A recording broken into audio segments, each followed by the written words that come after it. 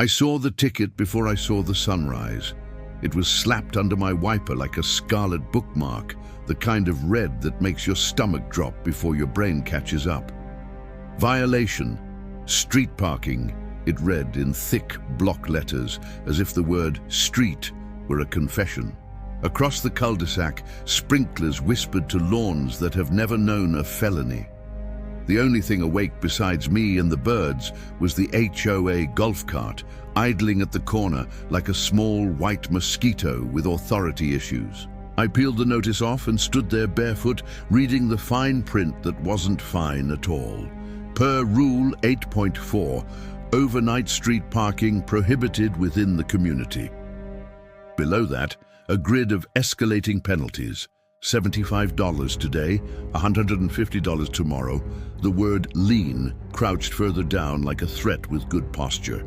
It's a public street, I said to the air, because the only person who needed to hear it was the one who already knew. By 7, HOA Karen was doing her rounds on foot, blazer over athleisure, sunglasses on, even though the sun still hadn't got its act together. She carried a clipboard like it was ordained. "You can appeal at the next board meeting," she said, before I could open my mouth. "In writing." "It's a public street," I said again, slower like a teacher. "Dedicated to the city. No posted restrictions, no permit zone." She tapped her pen against the board's logo, as if that settled geometry. "Rule 8.4, you can't regulate what you don't own. We regulate standards," she said, and smiled the way a person smiles when a phrase has trained them to feel brave. I took a photo of the curb. Clean concrete, no paint. I took a photo of the nearest pole. No signs.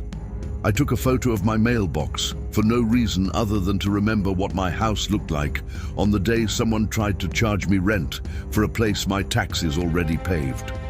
Then I went inside and made coffee strong enough to argue. The appeal was 3 paragraphs. Paragraph 1. The street is public right-of-way, as shown on the city's parcel map.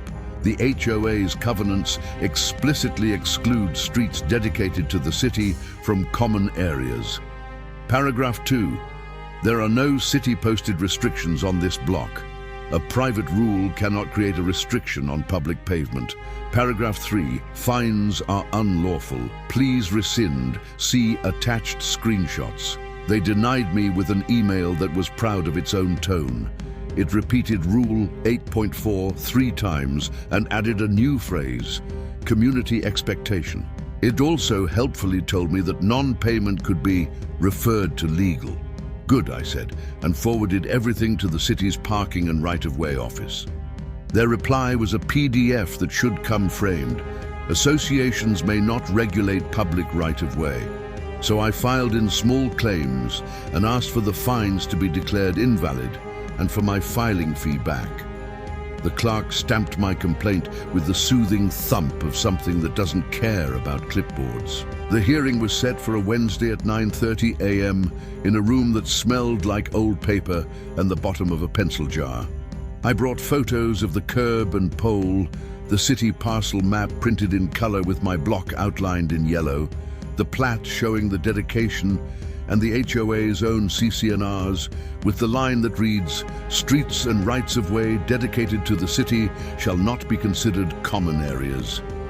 I also brought a quiet kind of anger that fits nicely in a folder. Karen arrived with a binder large enough to contain a small child and a man I didn't recognize who adjusted his tie like it was going to testify. We sat on opposite sides of the aisle, 2 pews of a civil religion. When our case was called, the judge looked down over his glasses with the amused patience of someone who has met clipboards before. The HOA's representative began with community standards, safety, and property values, laying Rule 8.4 on the lectern like a card trick. "Your Honor," he said, "overnight street parking has become a nuisance. The board, in its discretion." "Sir," the judge said, "does the association own the road?" The man blinked. "We maintain standards for..." "Does the association own the road?" He glanced at Karen, who shifted in a way sunglasses can't hide. "No, Your Honor, the streets are public." "Then explain," the judge said, "how your rule extends beyond your property lines." "Community standards." The man tried again, softer. The judge lifted a hand, palm up, as if catching a snowflake. "We are not being poetic. We are being legal." I slid my packet forward and spoke like I was reading a recipe. Exhibit A, the city's parcel map, showing the street is public right-of-way. Exhibit B, the recorded plat, showing dedication. Exhibit C, the association's own covenants, section defining common areas, and the sentence excluding streets dedicated to the city. Exhibit D, letter from the city parking division stating only the city may enforce on public streets. Exhibit E, the tickets. The judge took his time. He read the city's letter twice, lips moving without sound, a human highlighter. He looked at the photos of the curb and the empty pole, as if searching for a sign that refused to be seen. Then he set the pages down and asked a question with all the warmth of a gavel wrapped in a velvet glove. "Since when does the HOA own the road?" Karen's mouth opened and closed once. The representative murmured about expectations. The judge shook his head. "You can't write rules for what you don't control," he said.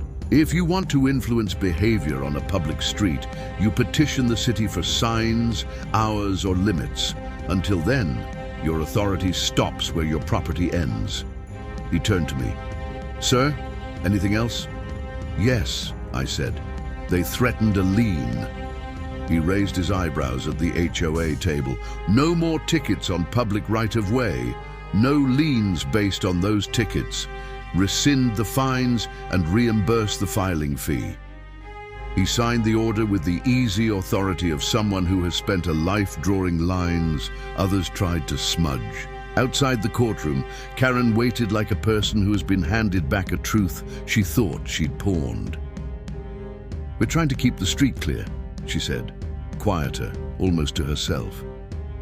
"Trash trucks, sight lines, guests who don't leave." "Then work with the city," I said. "Ask for time limits. Ask for no parking to corner.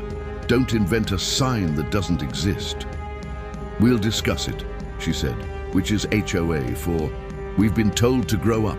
When I got home, my block looked as it always had, a ribbon of asphalt lined with mailboxes and stories. There was no chalk, no cones, no red slip under my wiper. I parked, stepped out, and listened to the neighborhood breathe. A week later, the board sent a policy update that made sense in English. "The association does not enforce parking on public streets," it read. "Residents are encouraged to use driveways when possible and to respect neighbors' sight lines. The board will petition the city for appropriate signage."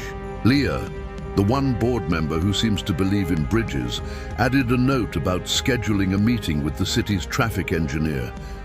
I signed up to help hold the measuring tape. I still see Karen on her morning loop. Sometimes she lifts a hand. Sometimes she doesn't.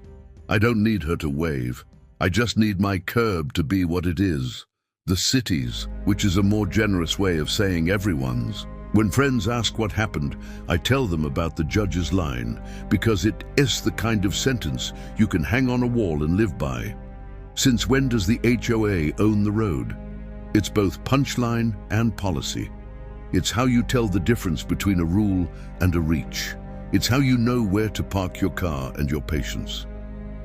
The first morning without a ticket, I tucked a copy of the court order into my glove box. Not because I expected to need it, but because some documents feel like seatbelts. Most days you forget they're there. The day you need them, they save your life from dumb things.